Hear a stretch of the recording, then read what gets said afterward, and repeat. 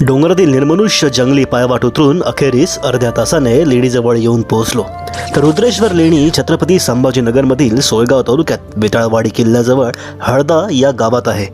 येथील मुख्य रस्त्यापासून डावीकडच्या कच्च्या रस्त्यावर आलो. एका शेतात गाडी लावली आणि तिथल्या काकांना रस्ता विचारला.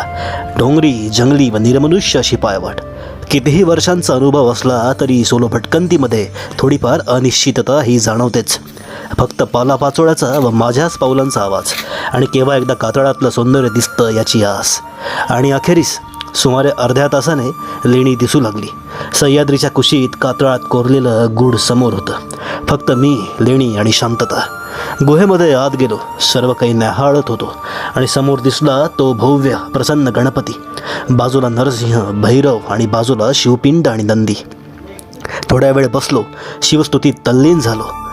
कदा निलिंब निर्झरी निकुंज कोटरे वसन विमुक्त दुर्मती सदा शिरस्तमंजलिर्वहन विलोल लोल लोचनोल लाम भार लग्न कहा शिवेती मंत्रमुच्चरन कदा सुखी भवाम्य. हजारो वर्षांपूर्वीचं हे कातळ कोरीव सौंदर्य हे पाहून मन थक्क आणि प्रसन्न झालं होतं.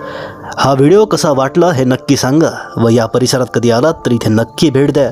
व्हिडिओ सेव्ह करा, शेअर करा व फॉलो करायला विसरू नका.